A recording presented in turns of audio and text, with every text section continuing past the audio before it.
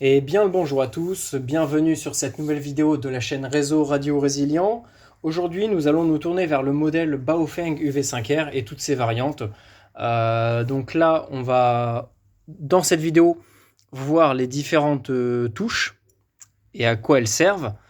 Et dans une autre vidéo, nous verrons le menu ainsi que tous les paramètres et on verra à quoi ils servent. Donc, au niveau du Baofeng UV5R et de ses variantes, donc GT3, UV6R, UV9R, etc., il faut savoir que c'est quasiment tout le temps le même circuit interne. Il y a juste quelques composants qui vont venir apporter quelques petites améliorations au niveau de la réception et au niveau des couvertures radio, au niveau des portions de fréquences couvertes. Mais à part ça, ça reste relativement toujours le même matériel. Donc là, on est vraiment sur le modèle le plus standard, le UV5R, qui coûte à peu près une trentaine d'euros. C'est un poste biband qui, au niveau des performances, que ce soit au niveau de la puissance ou au niveau des fréquences, comparé à son prix, qui est quand même relativement intéressante, même si ça reste une radio de relativement basse qualité. Donc au niveau des claviers, donc là on a un clavier DTMF, donc ça c'est un standard qu'on retrouve sur tous les téléphones portables, les téléphones fixes, etc. Donc ça permet de rester compatible avec quasiment n'importe quel appareil dans le monde entier. Donc on voit que donc on a les numéros, mais on a également des raccourcis au niveau du menu, c'est-à-dire que là si on fait par exemple menu 1, on va arriver dans le menu du réglage du step. Menu TX Power, menu ABR, menu TOT, etc. Donc on va le faire. Donc on va faire menu WN, par exemple, Wide Narrow. On voit qu'on est bien sur ce menu-là. Si on refait menu TOT, on voit bien qu'on arrive bien sur le menu TOT. Donc au niveau des numéros, ça nous permet à la fois de taper une fréquence sur le clavier en étant bien sûr sur le mode fréquence. Donc là, on va retourner sur le 446.0 via le clavier. Ça va nous permettre également, lors du passage en émission, d'envoyer des tonalités DTMF que vous venez d'entendre. Donc je suis un petit peu à côté de la fréquence, mais on l'a quand même entendu. Et ça permet voilà, aussi de faire un raccourci clavier par rapport à ce que je vous ai montré juste avant. Voilà, donc la touche menu permet de rentrer dans le menu ainsi que de confirmer un réglage. Les flèches vont nous servir pour monter ou descendre au niveau des fréquences ou au niveau des mémoires. Le bouton Exit va nous permettre d'annuler une action en cours. Donc ça peut être un scan ou un réglage qu'on est en train de faire. La touche étoile va nous permettre, si on appuie rapidement, de retourner, d'inverser la fréquence d'émission et de réception. Donc là, c'est la même, mais on verra tout à l'heure en analysant tout le menu qu'on va pouvoir inverser la fréquence d'émission et de réception. La touche 0, longtemps appuyée, va nous permettre d'afficher le voltage de la batterie. Donc on voit que la batterie est sur 7,7 volts.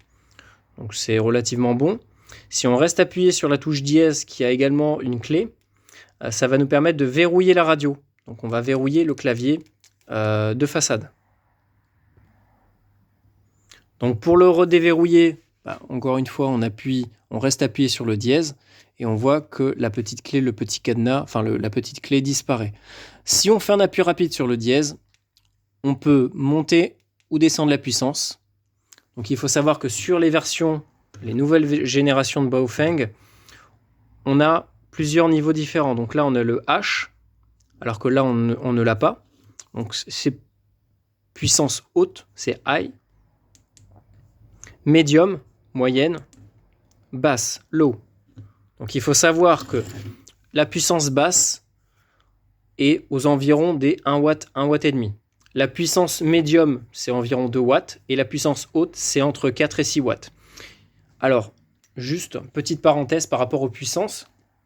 Si jamais vous voyez sur Internet des modèles qui proposent 10, 20, 30, 40 watts, c'est totalement faux. C'est impossible qu'une petite radio comme ça, avec une petite batterie, puisse transmettre 20, 30, 40 watts. C'est juste un argument de vente, mais en réalité, le poste va sortir 5-6 watts, pas plus. Après, là, on a un bouton AB qui nous permet de passer du VFO A, celui du haut, au VFO B, celui du bas. La touche bande nous permet de basculer d'une bande à une autre, donc UHF, sur la portion 400 MHz, de 400 à 480 à peu près sur ce modèle-là, et sur la bande VHF, qui va de 136 à 174 MHz sur ce modèle-là. Donc cette touche n'est pas non plus essentielle, puisqu'on peut également taper une fréquence directement sur le clavier, même en étant sur une fréquence UHF. Si on tape une fréquence VHF, vous voyez que ça la prend. Donc c'est pas non plus très essentiel de... Moi je l'utilise jamais, voilà, après chacun fait comme il veut. Le bouton VFO-MR permet de basculer du mode VFO, donc le mode fréquence, au mode MR, donc le mode mémoire. Donc sur les modes, enfin sur les modèles plus actuels, qui n'ont pas le bouton VFO-MR, il faut éteindre la radio, appuyer sur menu, rester appuyé sur menu en allumant la radio. Frequency mode. On est en fréquence mode, on refait pareil.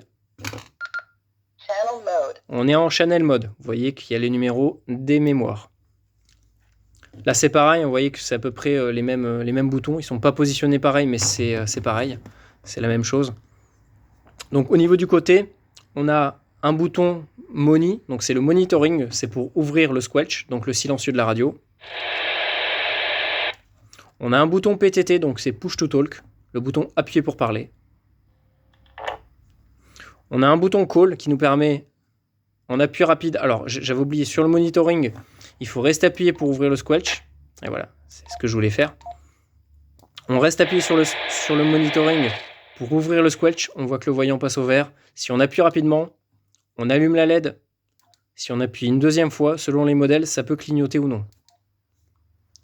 Et le bouton Call, donc appui rapide, radio FM. Appui long, alarme. Donc ça c'est très important si vous êtes en montagne, si vous êtes dans une avalanche, ça va vous permettre d'être retrouvé beaucoup plus facilement via la sirène, la lumière et le signal transmis sur la radio, enfin sur les ondes. Là on a un petit clapet qui nous permet de protéger notre prise de kit main libre au standard Kenwood ou K, c'est pareil. On a un clip ceinture, une fixation de dragon, de dragonnière, je ne sais jamais comment ça se dit, une dragonne. Le bouton de volume qui nous permet également d'éteindre ou d'allumer la radio, une LED et une antenne avec une prise donc SMA mâle. Donc au niveau de l'antenne, moi je vous recommande de... Bon, celle-là elle est pas mal, mais il y a une deuxième antenne qui des fois est fournie avec aussi, qui est un peu plus petite et beaucoup moins flexible. Je trouve qu'elle est vraiment très mauvaise. Donc je vous recommande d'acheter des antennes vraiment adaptées aux fréquences que vous voulez utiliser. Il faut savoir que celle-là couvre relativement bien la bande UHF, donc 400 mégas, à peu près on va dire de 420 à 460, 470. L'antenne travaille pas trop mal. En dehors de ces fréquences-là, ça va être vraiment mauvais. En VHF, il faut plutôt compter autour des 143 à 148, 150 mégas, voire un petit peu moins au niveau de la bande passante, donc c'est pas tellement adapté pour de la VHF. Donc encore une fois, à vous d'acheter ou de fabriquer l'antenne qui est vraiment adaptée à vos fréquences d'utilisation.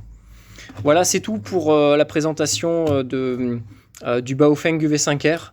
Alors, je ne sais pas si celui-là, ouais, il a encore l'autocollant. On voit les fréquences couvertes, donc 136, 174, 400, 480.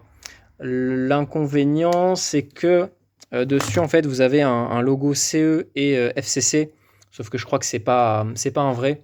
C'est un China Export et c'est pas un conformité européenne. Voilà, donc c'est le gros problème de ce modèle-là, même s'il reste quand même relativement très abordable. Il n'est pas du tout homologué pour un usage en Europe. Donc on va se retrouver dans une deuxième vidéo pour les menus et tous les réglages. Allez, c'est parti, je vous dis à tout de suite dans une deuxième vidéo.